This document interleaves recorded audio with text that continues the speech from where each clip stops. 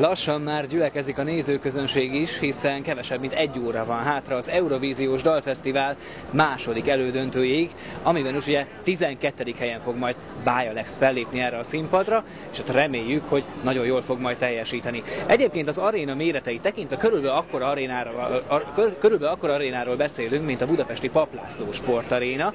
Itt van mellettünk közvetlenül például a színpad, és hát ott látható lent a különböző technikai felszerelés és a különböző technikai park. Rengeteg kamerával dolgoznak idén is az Eurovíziós Dalfesztiválon, és rengeteg ember dolgozik most is az Eurovíziós Dalfesztiválon.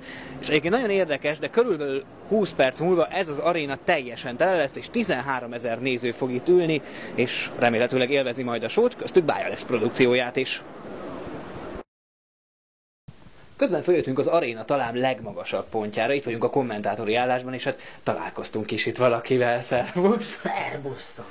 Milyen érzés azért innen teljesen másmilyen néző, teljesen másmilyen szögből láthatod az eseményeket? Hát igen, én azért csak félig meddig nézem az élőképet, ugye itt látom egy monitoron az adásképet, illetőleg itt van egy segédmonitor. Na, ezen mit látunk? Hát igen, itt most azért menet közben ezen a kis képen mindig mutatják, hogy éppen melyik produkció megy, és melyik lesz a következő, nehogy véletlenül az ember átugorjon egyet-kettőt. Itt látható a backstage, ahol az előadók fölmennek a színpadra. Ez az a színpad, ahol mondjuk Bialex is föl fog menni? Igen. Tehát amikor mi jövünk, éppen van a váltás, megy a kisfilm, akkor itt közben látható, hogy ők készülődnek, mennek föl. Itt is adáskép van. Illetőleg itt, ahol most nem látunk semmit, hogy ez a voting felirat. Ott lesz a szavazás. A szavazásnak az ábrája van, ami azért fontos, mert ugye időnként az adásképről leveszik azt a táblázatot, tehát időnként Petrát látjuk, ami nagyon jó mindenkinek, csak én nem látom közben a táblázatot, de ezen folyamatosan látom a táblázatot, tehát ez egy információ. Illetőleg van egy saját komputerem is,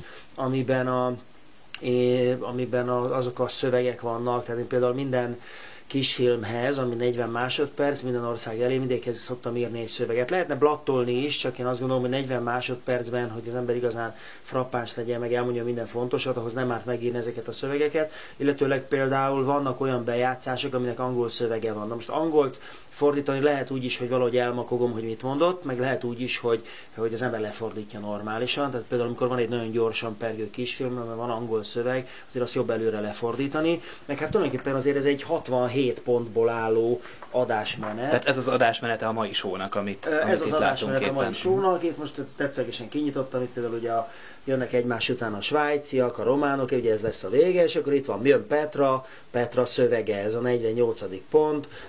Petra egyébként ugyanazt mondja, mint ami oda le van írva, vagy pedig néha más pont? Vannak pontok, amikor ezt mondja, viszonylag fixen, illetőleg van az, amikor elmegy a green roomba beszélgetni, és akkor ott időnként vannak improvizációk, mert ugye kérdez valamit egy versenyzőt, és nem lehet tudni, hogy az mit fog válaszolni, illetőleg hát maximum akkor mond mást, amikor valami baj van, vagy valami történik, ami mondjuk viszonylag ritkán van, de elvileg Petrának meg van írva az összes szövege, és akkor ilyenkor adás előtt kicsi 1 órával, most például épp most kaptam előttetek egy papírt, hogy a 4-es pontból kimarad egy poén, az 54-esből is kimarad, az 57B-ben még bekerült egy mondat, a 65-ösben. Tehát ezt ennyire pontosan tudják a kommentátorok, hogy mi fog történni lent a színpadon, ha minden a tervek szerint alakul. Igen, és ráadásul van egy információs oldal is, igen. Ez egy ilyen belső információs oldal, ez csak a kommentátoroknak le van jelszavazva, és itt például jól látszik, hogy tegnap a 9-kor kezdődő próba előtt 20 óra 40-kor még elküldtek egy információt avval kapcsolatosan, hogy megváltozott a menetrendnek a 3A pontja, meg az 50.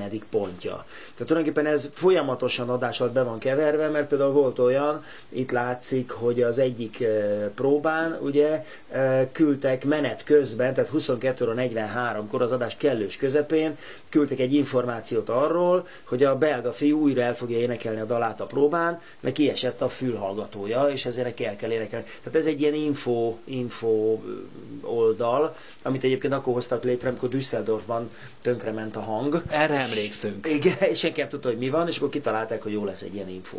A kommentátorok egyébként egymással kommunikálnak, vagy pedig nincsen köztetek semmilyen kapcsolat? Gondolok itt arra, hogy például ismerik-e Bialex dalát? Hát ismerik Báj Alex dalát, ugye itt most négyen vagyunk, egy macedon kolléga van mellettem, illetve a holland és az izlandi kollégák vannak itt ezen a kis egységen belül. Velük többet beszélgetünk, de hát most már én hetedszer vagyok itt, 2007 óta gyakorlatilag folyamatosan, hogy egy évben nem voltunk, akkor nem. Tehát nagyon sok olyan kolléga van, aki hozzám hasonlóan visszajár, már ismerjük egymást jól, mindenki tudja, hogy ki honnan jött, stb. És azért velük meg szoktunk osztani bizonyos dolgokat, vagy információt kérdezni, eleve vannak kommentátor meetingek, amikor megismerkedünk, meg információkat adunk egymásnak, meg hát szoktunk beszélgetni az esélyekről, milyen a te dalod, milyen a másik dala, kit tartasz esélyesnek, de például ilyenkor nagyon érdekes, hogy én általában nem szoktam őket provokálni, hogy mit gondoltok a magyar dalról, azt szoktam inkább figyelni, hogy ki az, aki fontosnak érzi, hogy valamit mondjon.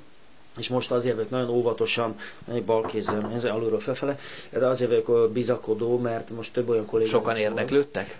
Sok olyan kolléga volt, aki kérdezés nélkül fontosnak érezte, hogy oda jöjjön hozzám, és azt mondja, hogy ez tök jó, ez működik. Ez. Hát reméljük, hogy így lesz. Köszönöm szépen, nem zavarunk tovább, mert ugye pár perc múlva kezdődik itt a show, úgyhogy köszönjük szépen, és jó munkát kívánunk! Jó szórakozást!